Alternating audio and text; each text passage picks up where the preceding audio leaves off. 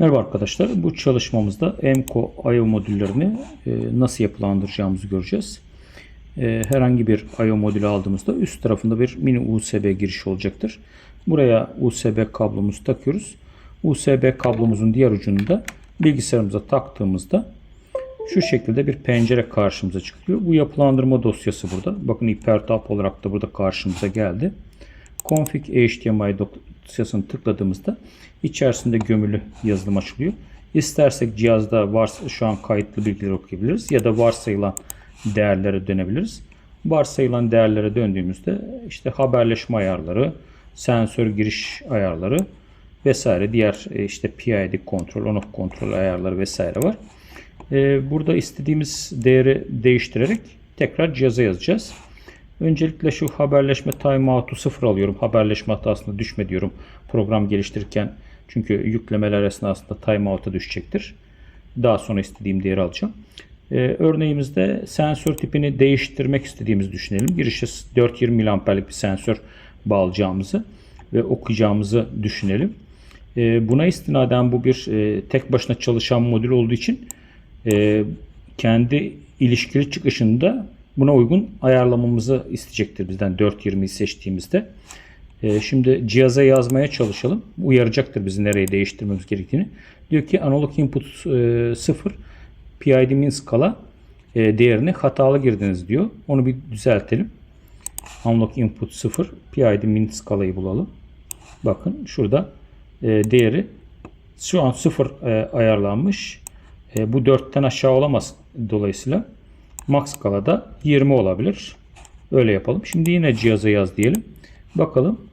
Analog output kontrol sette 4'ten aşağı olamaz diyor. Gidelim o kısma. Kontrol seti bulalım. 0'ı.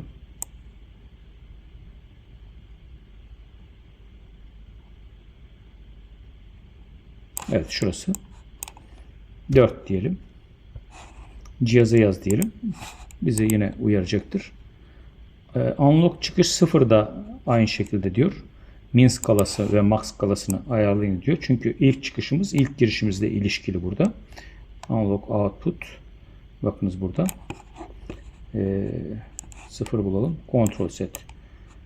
Miliamper alalım tabii ki bunda. Bunu 4 diyelim.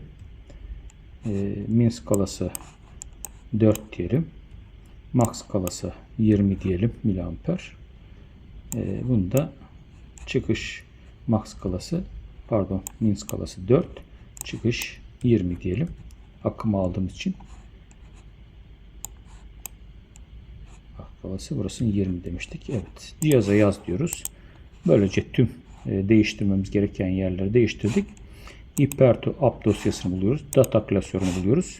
Buraya yazdığımız değerleri, değiştirdiğimiz değerleri buraya yazıyoruz. Tekrar kontrol ettiğimizde, cihazdan oku dediğimizde artık değerler değişmiş olarak karşımıza geliyor. Bakınız burada giriş tipini vesaire değiştirmiş olduk. Diğer seçeneklerle birlikte. Bundan sonraki sürümlerimizde artık giriş tipini seçtiğimizde diğer değerler otomatik olarak karşımıza gelecek. Sizin daha önceden almış olduğunuz modüllerde bu şekilde bu kısımları sizin doldurmanız gerekiyordu. Onun için bu video size rehber olacaktır. Umarım işinize yarar. Tekrar görüşmek üzere. Hoşça kalın.